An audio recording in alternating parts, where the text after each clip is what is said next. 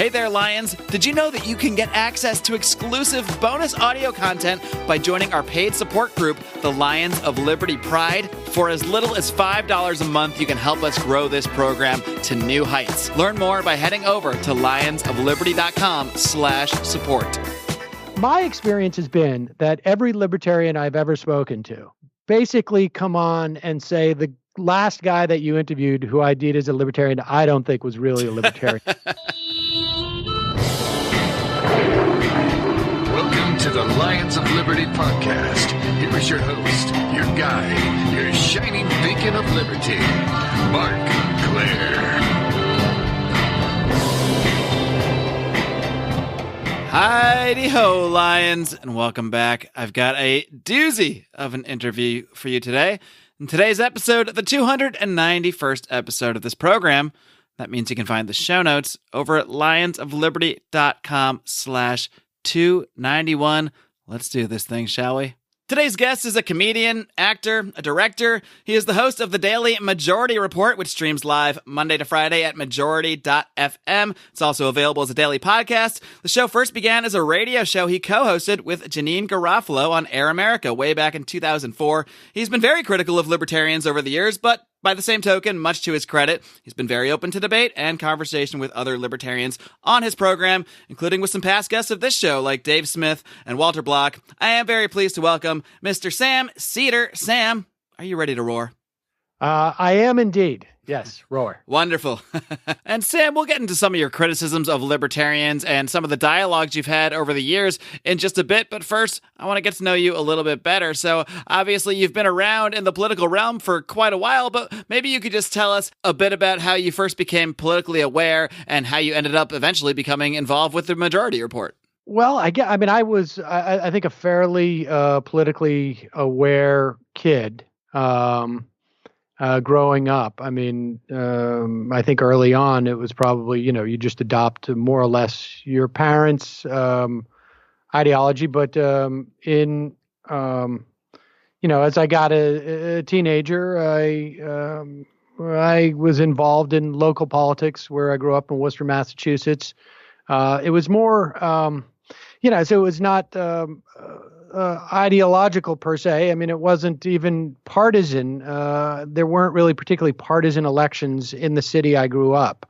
I imagine maybe that's a little bit different, but there was not necessarily, it was council people at large. And I ended up working on a charter commission when I was in high school as an intern. And then myself and a guy who actually ended up being the mayor of Worcester put together a proposal for a revamping of the charter. And then I guess in college I was a government major, but I also had a sort of a dual track at that time in terms of like doing comedy and whatnot. I ended up going to law school for a while, but leaving law school and then doing comedy for about 10 or 12 years. And I would follow politics. At one point I was approached by Janeane Garofalo, who I was friends with from the comedy world. And she had this opportunity to do a radio show for Air America.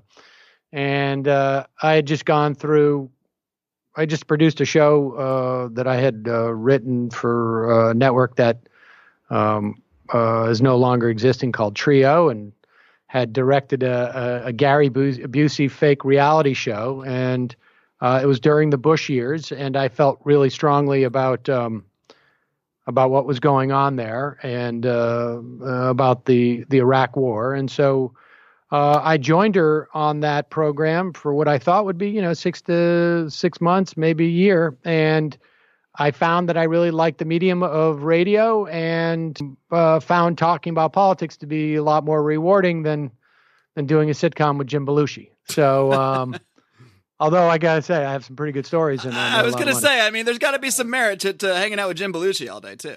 Well, rewarding in a different way, perhaps. Yeah, indeed. And so, over the years, I have, I've sort of more or less left entertainment. I occasionally do an acting gig here or there, and I do some voices on some cartoons. But I've been I was doing the Majority Report, and then the Sam Seder Show on Air America, which was a national radio network, terrestrial, and Al Franken was on the network, and Rachel Maddow and Mark Maron. When Air America collapsed, I more or less launched this show, and so which has now been going on for about 6-7 years. And I do a weekend radio show that's terrestrial, but the Majority Report is primarily online and as a podcast. And, the formats change a little bit, but I enjoy it. It's a sort of an exhausting time for this right now, but. So this is really your true passion at this point. You dabbled in the law thing. You've done a lot of work in the entertainment industry, but would you say this is where you get the most satisfaction from, talking about politics and that kind of thing? Yeah, definitely. I mean, every now and then I'll do an acting gig. I did one on this CBS show, and I do a voice with some regularity on Bob's Burgers. And I usually do one acting gig a year or so, just because it's nice to break it up. Just to keep your toe in that water. Yeah, I mean, a little bit, and I enjoy it, but this is over time, this is far more rewarding. I've got a great contributor to the show named Michael Brooks, and in addition to being a very smart about politics, also does, we do a lot of comedy. I mean, it's daily comedy, so it's not, it's a little bit different than working on a script for a month or two and then shooting it and editing it or that type of thing. But it's fun. So it gives me a little bit of both. And that's one reason that as someone who doesn't necessarily agree with your worldview, I can listen to the Majority Report and enjoy it, because you're not taking everything fully seriously. You are poking fun at people. You're not afraid to poke fun at people on both sides. And it's an enjoyable listen, I think, to somebody who's maybe, if somebody tuned into it and isn't hyper political, they're not necessarily going to be turned off. And that's the same kind of tone I want to take here. I have my views, but I don't want to just be on here just hammering away at everybody. I'd like to have a good time and have an enjoyable conversation, because at the end of the day, that's what this all has to be to actually keep people's interest. Yeah, I think so. And generally the way that we structure it is the first 40 minutes or so or hour, more or less, is free, and we tend to do a long form interview with an author or a journalist sometimes, but primarily authors and or people who've written a long form piece. And that tends to be, a little bit drier. And then as the show goes live, we move into the members area. When it's live, it's available to everybody. We take phone calls, we read IMs, and we do sort of stuff that's a little bit more comedic and oriented in that way. And to a certain extent, that's where I started with debating libertarians, people who would call into the program. It started basically as, random libertarian trolls, basically. I don't want to call them trolls, but they're calling to disagree with you and troll you on your show, right? Right. I mean, I don't perceive them as trolls as much as, people want to engage in it. And Peter Schiff's brother called me during the show. The chairman of the Libertarian Party in Florida, just randomly called in. And then, after that, we started formalizing it, where people would say, "Why don't you debate this person?" Or right. People would email me and say, "I'll debate you," and I was like, "Okay." And it's fun for me. I enjoy arguing, and I not arguing in sort of more of a formalistic sense, and I also,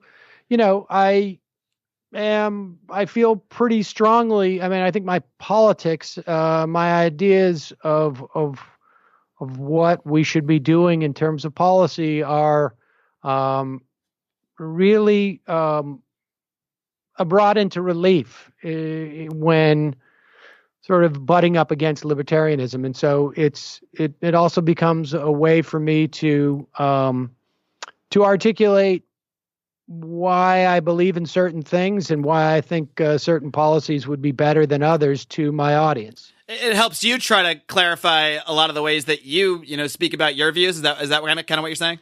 Yes, and I mean, and also I think, to illustrate to my audience, where, because part of what I want to do is empower them to go out and have these same arguments and to win these. I mean, so, there was and then I would do this when I was on radio, but there's a difference. When I was on radio, I was doing a show that was on 70 cities across the country, including New York and LA. And so we would have numbers in New York where we were beating people like Levin and Ingram and Michael Savage.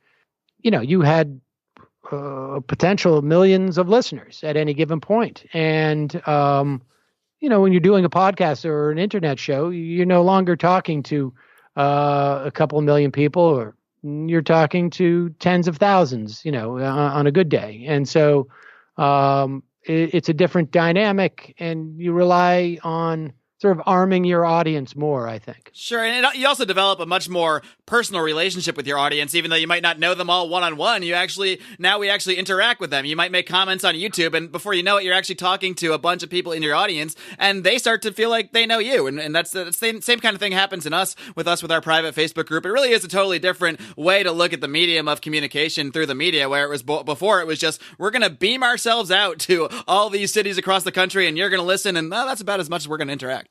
Well, I will say this. When I started at Air America, it was 2004, and it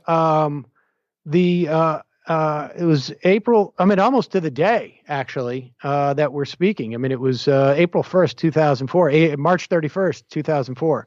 And, I've been reading a lot of, at that time, the liberal blogosphere had sort of grown up. And so I was very much immersed in that world.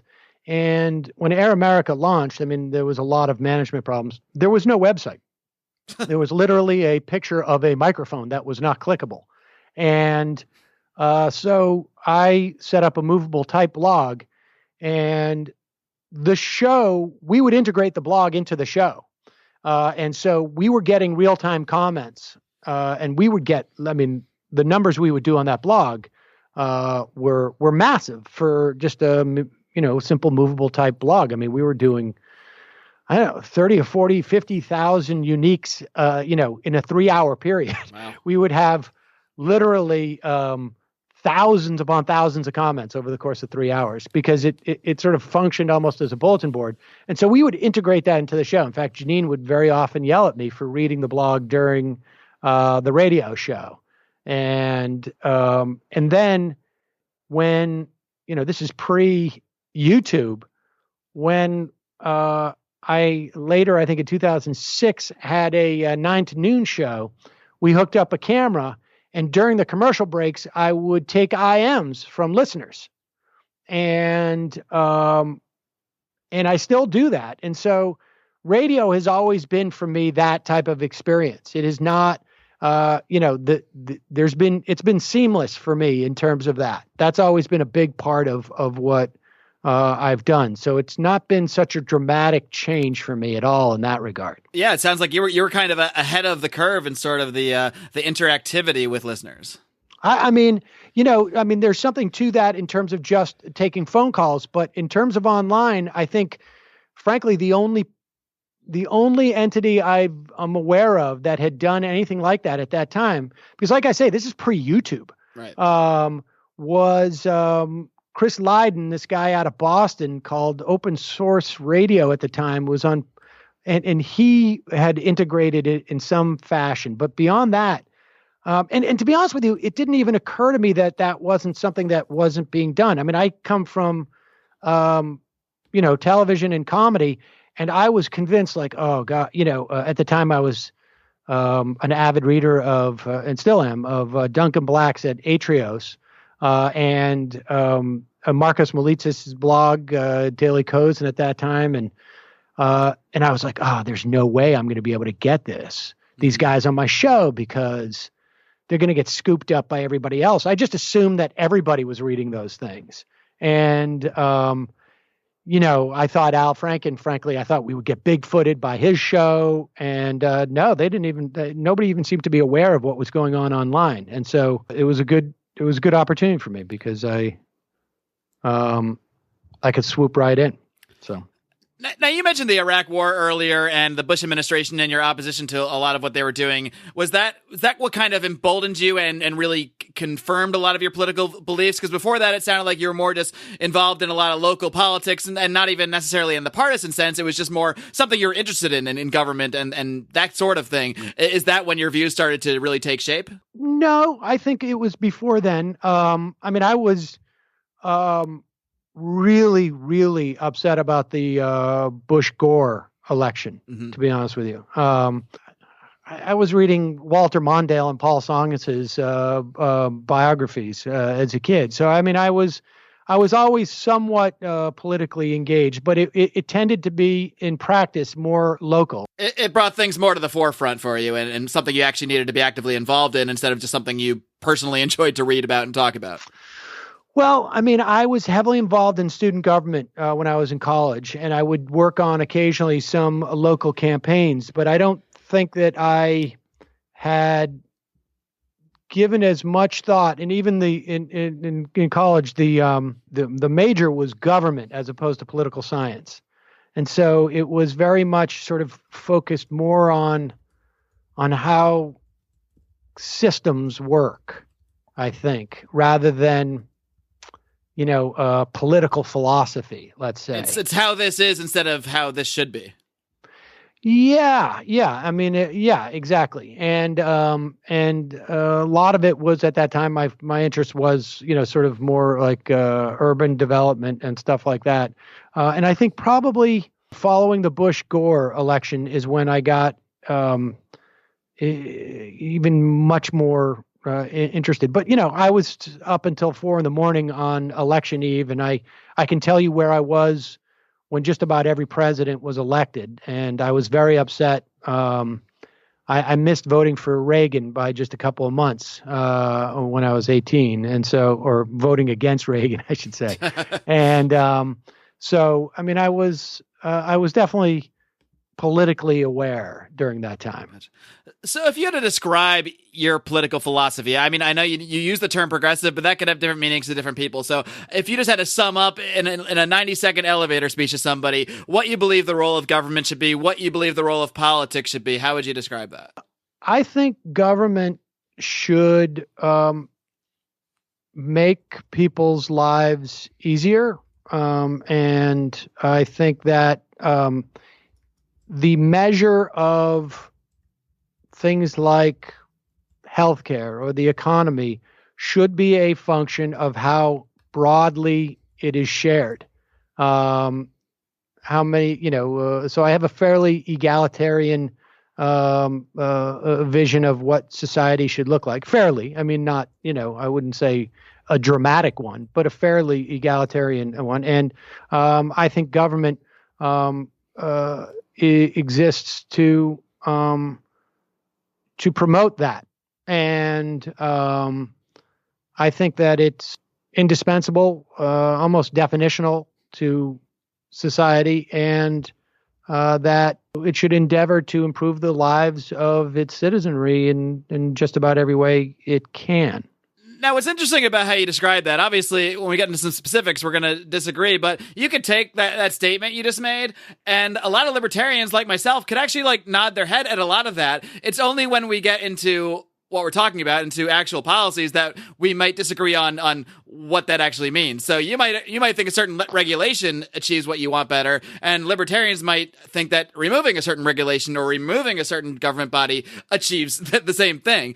So in some ways, we might philosophically actually want just better lives for everybody. That's what I want. That's what I think most people want. Well, I would imagine everybody starts with that premise. I think everybody starts with.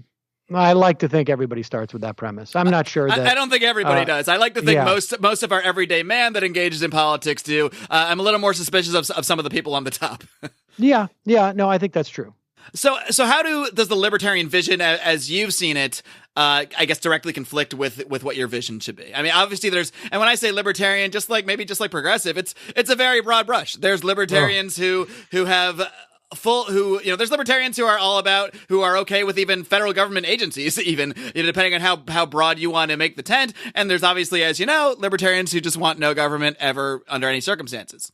My experience has been that every libertarian I've ever spoken to, ranging from Walter Block, who you said was on your show, to a couple of the people who ran for the libertarian presidency, to, a whole range of people, who identify as libertarian, basically come on and say the last guy that you interviewed who ID'd as a libertarian, I don't think was really a libertarian. But I'm the real one. I'm the one here to tell you how it really is. It makes me nervous to even attempt to generalize what I think, libertarianism is. And usually when or maybe just name something you've heard a libertarian say, or you associate generally with libertarians anyway. But I would say that the belief that there is such a thing as a free market, I think is fantastical, which I think is a core precept of libertarianism. What do you mean that there isn't such a thing? Do you just mean that we don't have that in our society, or that's not a thing that could exist? Right. Okay. Both. I mean, that is a big part of it. I think that libertarians' concept of rights, I think, tends to shift.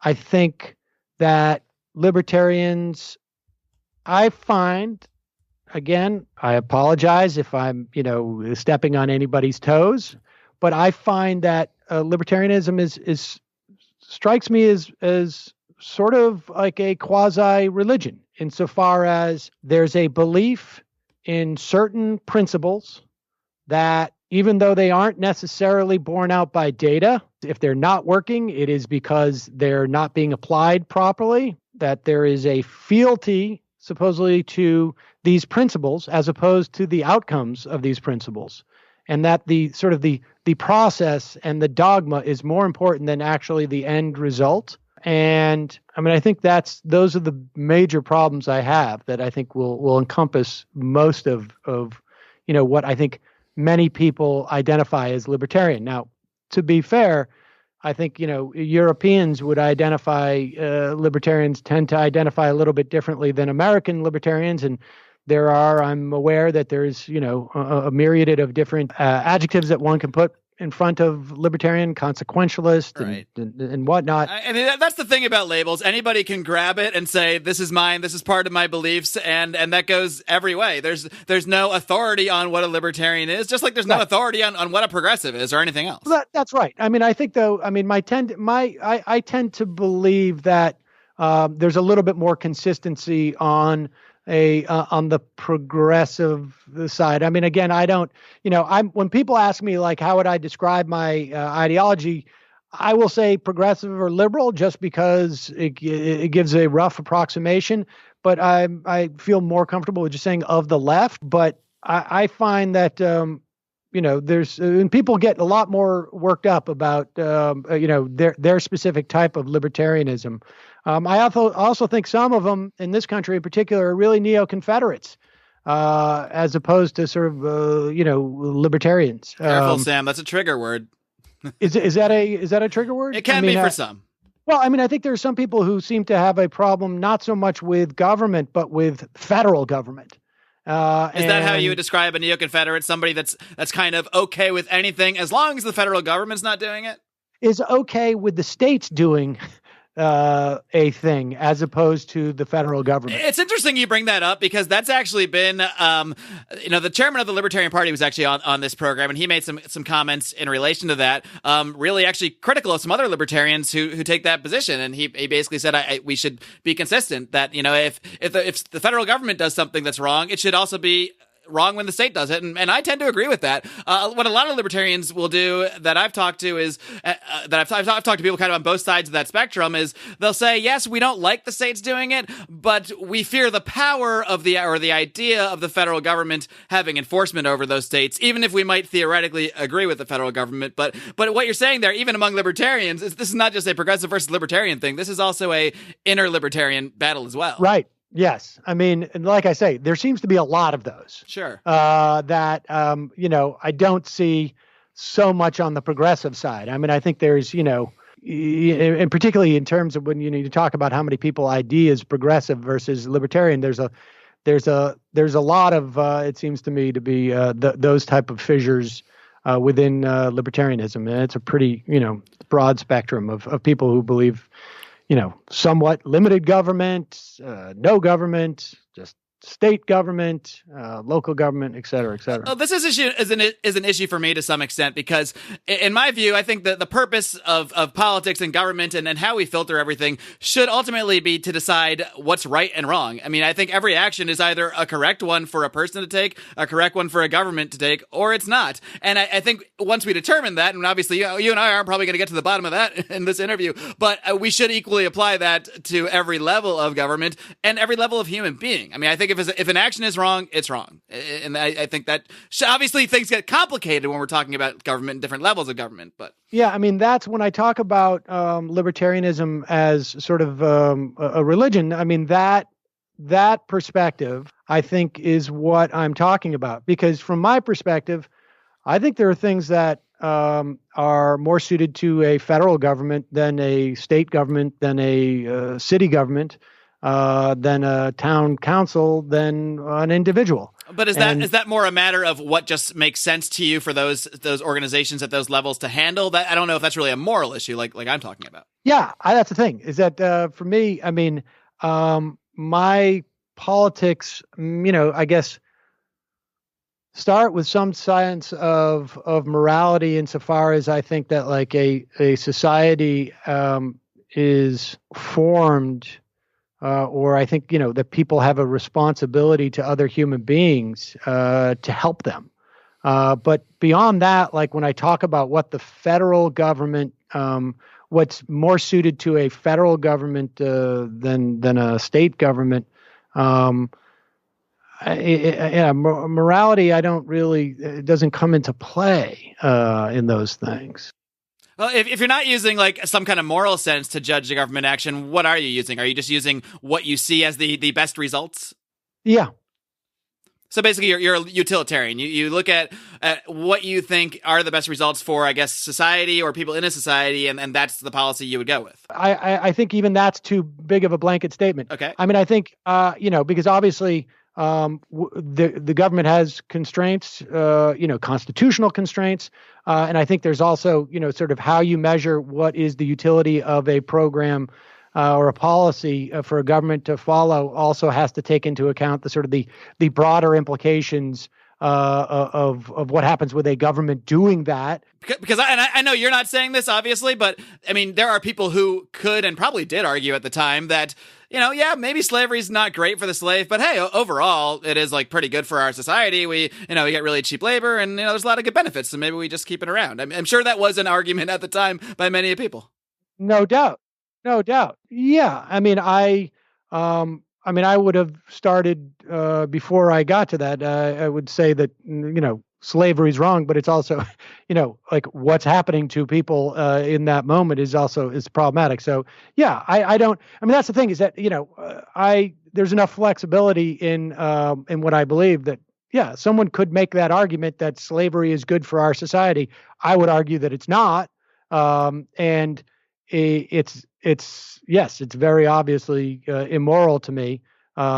But that is kind of putting a moral judgment into something that you said you don't really think should be a moral thing. Well, no. I'm not saying that I don't think it should. I mean, I think like when you're talking about slavery, yes, obviously, morality is a big issue for me. And I think the idea of justice and equality for people is sort of my primary starting points. There are, rather broad principles, but I'm not, I don't feel like I need to adhere to, I'm not going to apply morality to government, I am going to apply morality to every aspect of government. I don't have a canon like that. So would you say maybe judge the extent that morality versus, say, utilitarianism should be used on kind of a case-by-case basis, a policy-by-policy basis? Is that a more accurate? I don't know that morality. I mean, you can't say it doesn't have a factor and also say slavery is immoral, so we should ban it. I just don't think about it in those terms. I think that there are some things I find to be immoral, and obviously I don't think that people should do things that are immoral. I try not to get too involved in like personal morality, but as a society, and in terms of institutions, I believe broadly in justice, social justice, economic justice. Yeah, I mean, it's really just a framework. I mean, I don't approach. I mean, I sort of feel like everybody tries to apply their own morality on some level, right? I mean, that's how you go through life. I mean, I think there are some moral codes I don't think we should apply that maybe others do. Well, there's different views of morality. Some people might tell you that smoking pot is immoral and therefore it should be illegal, whereas I think it's immoral to put someone in a cage for smoking pot. So we're both using our morality, but I have a very different definition of what that morality is. Right. Sam, we're going to dig a little bit deeper on this stuff in just a minute, but first, a quick word from today's sponsors. Hey guys, this is Roger Paxton, and if you're fed up with the government running every single aspect of your life, but you're not listening to the Lava Flow podcast yet, then what's wrong with you? Check us out at thelavaflow.com, or just go back to sucking up to the government. The Lava Flow podcast, striking the root every single episode. This is Chris Spangle, and I am the host of We Are Libertarians, which you can find in iTunes, Google Play, or at wearelibertarians.com. We are a podcast that brings you all of the irreverence that modern politics deserves by examining current events from a libertarian perspective. So please, check us out at wearelibertarians.com. Hey everyone, the Johnny Rocket Launchpad is Liberty. Each week we strive to bring you the best guests in talk radio.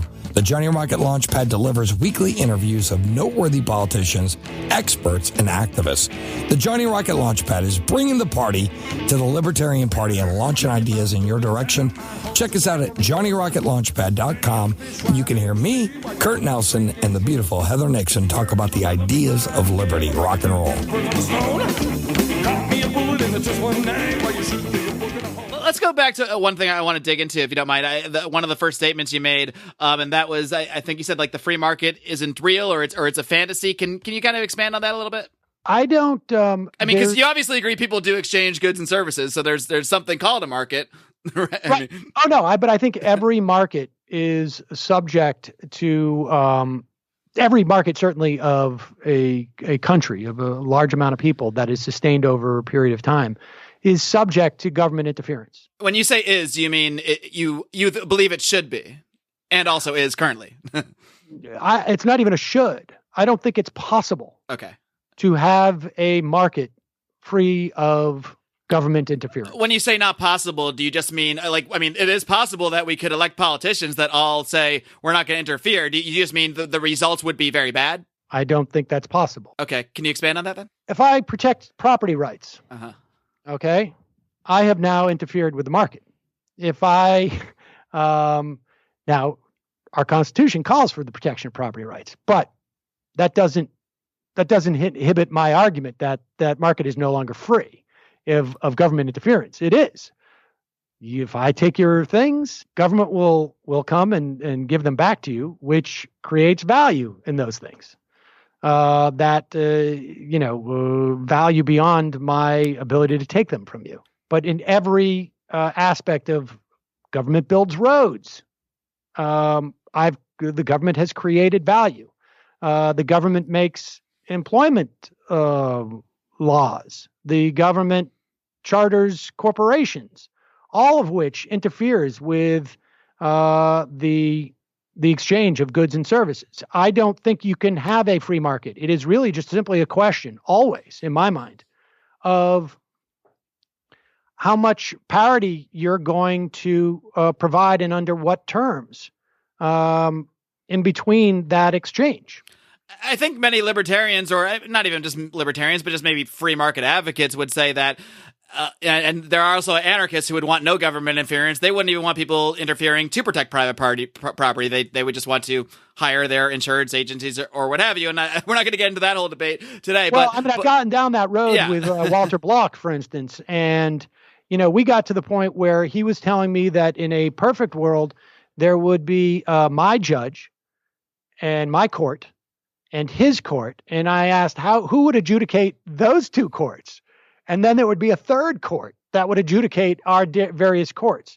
I had a conversation with Walter Block when he was talking about how property rights would be determined, and he decided that it should be a function of.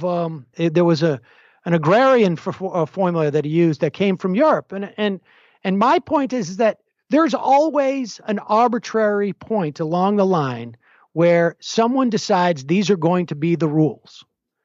And maybe it's not totally arbitrary. In some instances, you have a constitution. And these are going to be the rules. Once those are the rules, then there is no free market because it has been framed in such a way in which there is a dynamic between parties that is established. And systemically, it implicates the relationship between those parties. Does that make sense? Yeah, I do get what you're saying. So would you say that even in a let's say a free market libertarian who is not an anarchist, they do believe in government and they believe the government should really generally not interfere with the market, but should enforce property rights to some extent? What market the government could not interfere with? Well, I don't, in the sense you're saying, maybe not any, if we're talking about showing property rights, but it also depends on what we're talking about when we're talking about, quote, the government. I mean, I agree society it needs to have ways that it determines what property rights are, and I don't know how, if there's ever going to be a way that all those people in that society agree on what that way is. So I don't think there's ever a perfect solution to determining what property rights are in that sense, but I do also think we need to have property rights, because if we don't have property rights of some kind, we don't own anything. I could be sitting in my house, if I don't have a right to this computer and this microphone, someone might just come in and shut my show down, and then then we don't have a market at all. But what I'm asking is, if you just took a free market to the point that some libertarians would put it, where they would agree that the government should enforce property rights, but don't want to interfere in any other way, you would actually say that that's just not a free market because of that. And even that respect of property rights is interference in the sense that you're framing it. Right. And, if you can give me an example where a government just establishes property rights and does nothing else to implicate the dynamic in that market. I wish I could. I wish. Right.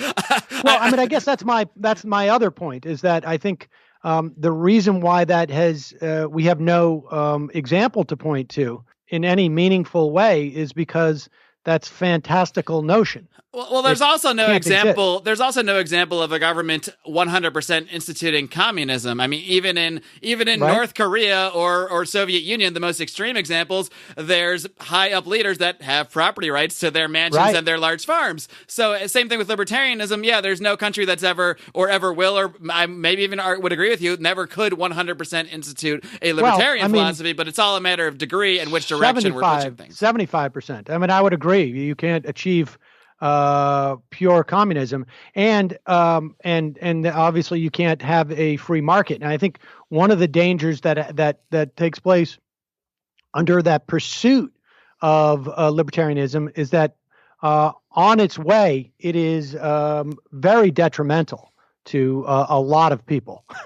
The idea of when I hear people talk about shrinking the size of government. This is an argument that I think, a guy like Mike Lee made the other day at the Gorsuch hearings. People are concerned, and I think you were implying this too, in terms of states and federal government. And if you weren't, I don't mean to force any view on you, but some people argue that because of the size of government, it gives more opportunity for corporations to corrupt it and to then, I guess, presumably do the bidding of the corporations. And so the solution here is to curb the size of government So there isn't, so much rewards for the corporation to plunder there. Yeah, I don't love framing it in terms of size, but in terms of reach and depth, and maybe that's really the same thing. I think it's hard to argue that the more areas the government has control and power over, whether they're successful or not, the more reasons corporations are going to want to control that power. Would you dispute that? No, I wouldn't dispute that. But I would say that if the governments if the governments didn't have control and power over it, then the corporations would. I'm a little confused by that statement. For instance, I interviewed someone a week or two on my show who talked about the history of insurance and how it developed, health insurance developed in this country. And in the 20s and the 30s, healthcare was predominantly a function of doctors' groups. Right. And where you would prepay the doctors' groups. I don't know how effective it was, broad-based, and there was no government support for those payments, right? So that worked mostly for wealthier people. That's actually something that's coming back, too. I've had guests on this program who actually run similar services because of the cost of healthcare, that they offer a flat $50, $100 a month, basically for full access to their services up to a certain point, to basic services. Yeah, and I think that's actually a pretty good model. The reason why that model was basically quashed was because the AMA was afraid that these doctors groups would sort of become corporations. At that time, there was a lot of concern about antitrust and stuff like that. And so they were the ones who really pushed the insurance model, which is a horribly inefficient way to provide access to healthcare. And it's it's an industry that is, I think, a business model that is really a failed business model. And I'm actually going to agree with you here, because the actual concept of what I think insurance should be, I don't think that's bad. But the way that the AMA and the way that the federal government has crafted what we now call health insurance, I agree with you that it's a major reason that of all the problems we've had over the decades and decades and decades, I don't think the term insurance is even an appropriate word to use, because it's not. Right. It's nothing similar to, no similarities to insurance in any other area of life. Yeah, and but there are insurance companies, and they and now, of course, they stand in a very big way, in the way of actually unwinding that situation to a large extent. But in the absence of Medicare, let's say, 1965, let's say Medicare never passes, you would have corporations that would simply not provide health insurance for older people, maybe some at an exorbitant rate, but it certainly would be way out of the reach of the vast majority of people, and particularly as they got older. But what started the call for, because I might not necessarily disagree with you if we start there, if we start at 1965 with Medicare, but I would want to take things back decades and decades earlier to why healthcare became so expensive for so many people, even up to that point, to the point that Medicare was called for, because I think the AMA... Well, the AMA is just an association of doctors. The government wasn't involved in healthcare at all. Sure, but they do lobby the government. Well, why would they lobby the government at that point? Well, in many ways, the AMA wanted to sort of monopolize the medical industry. And that's what they were successful in doing in many ways. I should use the word cartelize. They wanted to reduce the number of medical schools, reduce the number of doctors, reduce the number of the people that were allowed to provide these services. And that it really did lead to the cartelization that we see today. Right. They heavily influenced. The federal government was not involved at all in this. Truman tried to federalize it, but it was all state governments at that point.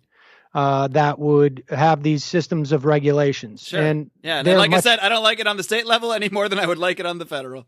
Well, I think it would be much better on the federal level, because state governments, obviously, you and I right now, the amount of money that it takes to buy a state government official in terms of campaign donation, much smaller, obviously. And so, I can give $10 million to the president campaigning, but if I give $10 million, I can buy a state. Well, that's the reality, and you see that now. I think a lot of our plutocrats are well aware of that, and they are spending a lot more money on a state level. Tremendous amounts of money in not just in congressional seats, but I'm talking about state Senate seats, state House seats. They buy, in many states in this country, the Supreme Court is an elected position. So they pour tons of dollars into those races. And these corporations and these billionaires have tremendous influence. Much easier to buy that. I mean, I don't know if you've ever lived in a small town, but a small town is the government is an extension of most of these people's businesses in their minds. I mean, you want to talk about corruption. The corruption on that level is far greater than it is on the federal level. I mean, maybe not dollar for dollar, obviously, because you're dealing with smaller situations. But I mean, these people perceive their jobs in state government and city government, and town government as an extension of their business. And so the AMA was able to do that, and it wasn't until really the feds didn't really get involved in healthcare in any particular way until Medicaid and Medicare in 65. Yeah, I'm just saying there's a lot of interferences from government and different organizations on different levels that led to that situation that I don't think necessarily would have played out the same way otherwise. Well, I mean, but what is the otherwise? I mean, where there's no doctors associations, where there's no... No, I wouldn't say that either. I think almost every industry, and many industries do now, have their own private regulatory systems and where they certify people. And, you might want to go to a doctor that has a certain certification over others. But at the same time, if I know someone down the street who I know is great at fixing my arm, I should be allowed to pay them to fix my arm. That's a very base way to look at it. But, I mean, that is the general way I look at the delivery of any service. So you don't think there should be any regulation of people providing medical care?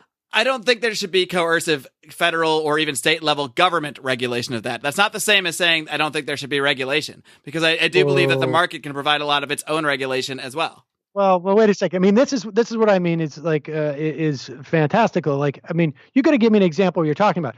I go to a doctor, and that doctor has a rating, let's say, from Moody's, okay. Right? That's a rating agency. Sure. AAA rating from Moody's. In fact, our financial crisis came about because you had multiple agencies, non-governmental, private ones, Moody's, there's one or two more, that were in the business of being hired by investment houses to rate the safety of their bonds. Sure, and they're paid off, and they're paid off to do so. And it was horribly corrupted, and those bonds ended up being full of garbage, and it crashed our entire financial system. Okay. Now apply that to medicine. The problem you get is that I go in there, and it's AAA hospital, but they don't actually sterilize their stuff. Now, not everybody's going to die when they go in there, but some people are going to die. I might be that person. What you're talking about then may be an instance of fraud, which I think should be strongly enforced, because to me, fraud is the same thing as any other sort of violation of rights. Violation is the same thing to me as theft and that kind of thing. If you're committing fraud, if you're saying we have a sterile institution because this rating agency shows us that we do, and everyone agrees here, but actually we don't. What if they just say we've got a AAA rating? Well, then what I would say then, if whatever that rating stands for, if that rating stands for we certify we're sterilized, we certify that X and Y and Z. We've just got a AAA rating. That's the way the rating agency does it. It means we got AAA. You want to go to a different place? You be my guest. This is AAA. If I don't know what AAA means, I probably do want to go to a different place. Well, okay. Now, let me ask you, how good is your medical knowledge? So, I mean, sterilization, that's low-hanging fruit. But, I mean, what is the requirements that you would want, let's say, for your oncologist? I certainly couldn't detail a list of technical qualifications. I'm not gonna pretend I could. No, I couldn't either. I mean, I think that's the point now. But they say it's AAA. But nor do I trust a government agency to tell me either. Well, I mean,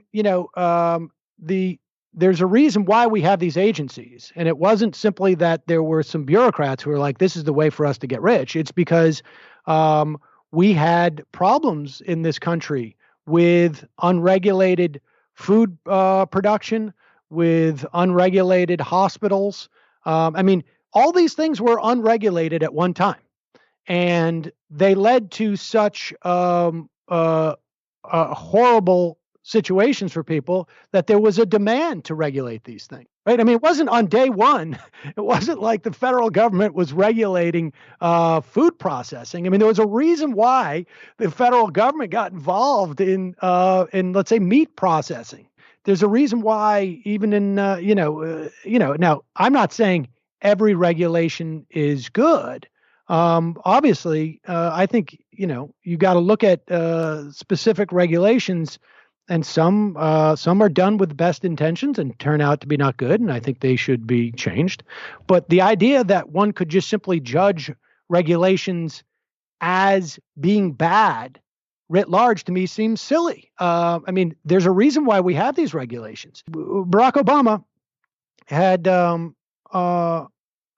of the last regulations imposed that was being developed from the SEC was, as part of Dodd-Frank, was that financial advisors needed to work in the best interests of their clients, which I know sounds sort of ridiculous that you would need that regulation, but financial advisors for a long time, well, no, forever. I mean, a certain group of them could actually sell you a stock, be working for a company that is selling against that stock, and it's not fraud.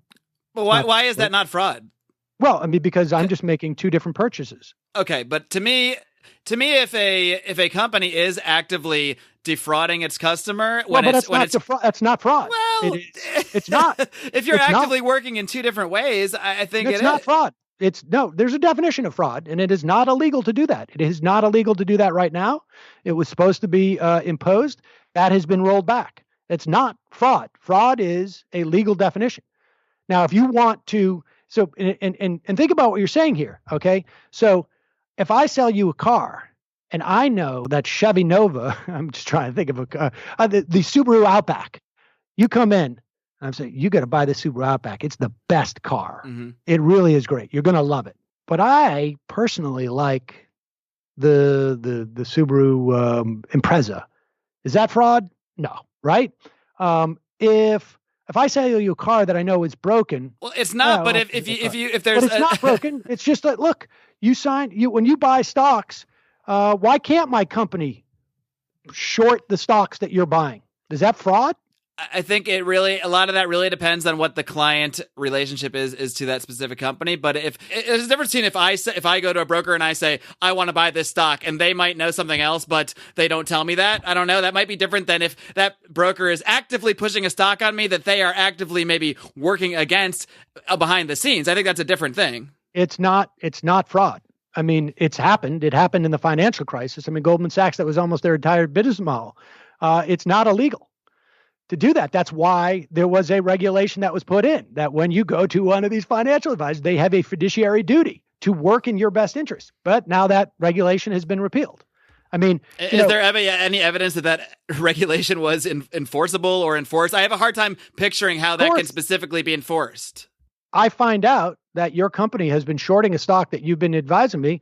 I sue you, and I can sue you, and the Attorney General can sue you criminally, and can also probably sue you civilly. I mean, I think we both agree that that's not a good practice and that it's wrong. I think, and maybe you can say it's legally not fraud, and maybe I could say maybe it legally should be fraud. But well, I mean, it should be, but it's not, because the regulation, which is another word for law, has been rescinded.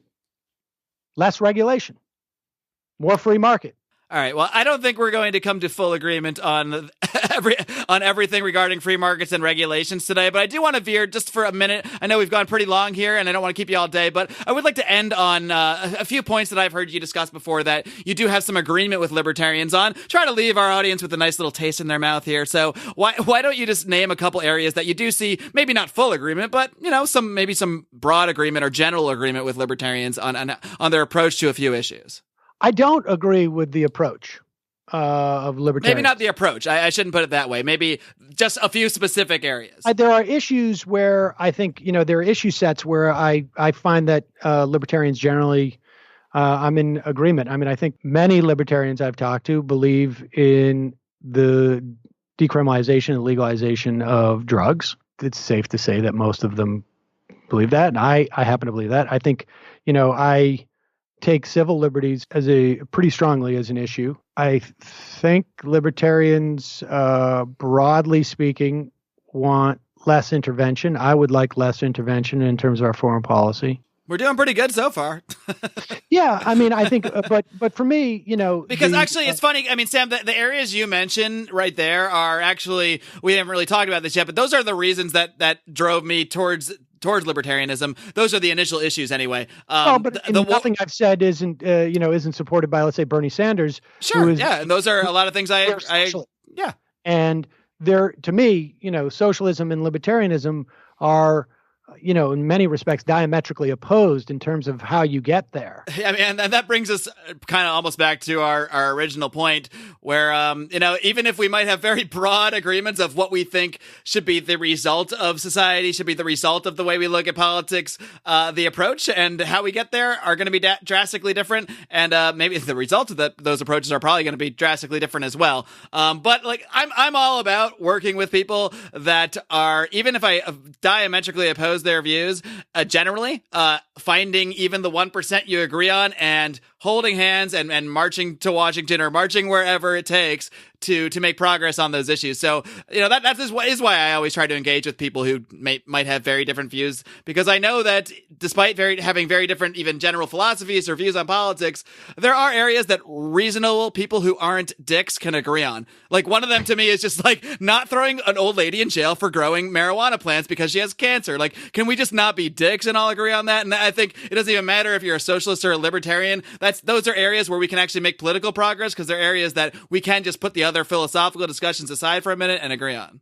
Yeah, I mean, I think I can't even imagine I can't imagine the types of folks who would. Well, they exist. I've met them. So, Sam, it's been a blast. I know we went on quite a lot longer than we had initially discussed, but I think we could probably talk for 24, 48 hours and maybe never get to maybe never get to the bottom. So maybe we'll do it again sometime. I'm sure my audience is going to have some feedback on some of the stuff we talked about. So maybe we'll address things again in the future. But I just want to say, I do appreciate your openness, your willingness to engage in civil debate, because sadly in our current political environment, it's a very rare trait that anybody wants to do this, that anybody wants to have a conversation that's larger than a meme or a tweet or that kind of thing. So I definitely appreciate your willingness to do so, and I encourage you to keep up the great work. I know you're going to do it anyway, because as you said, it's really your passion now.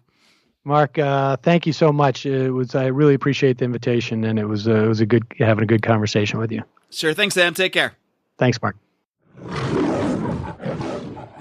All right, Lions, I hope you enjoyed my conversation with Sam Seder. I really enjoyed it myself, and frankly, I'm open to conversations with anybody, because we have to be able to communicate with people of all sorts of points of view. And I'm sure, even in the very surface amount we got into, I know that Sam and I have very different foundational beliefs. So we, view politics in a fundamentally different way. And it's hard to pursue a conversation like that.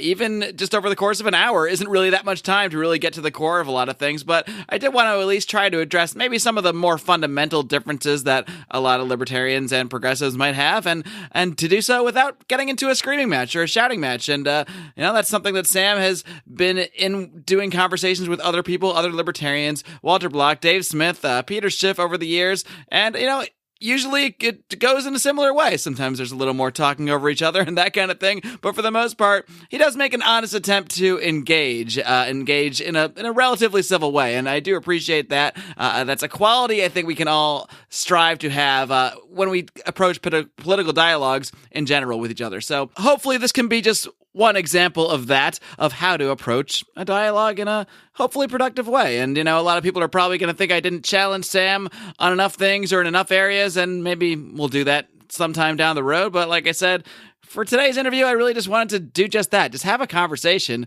and take an honest attempt at seeing where each other's coming from, as opposed to trying to destroy every one of his talking points or anything like that.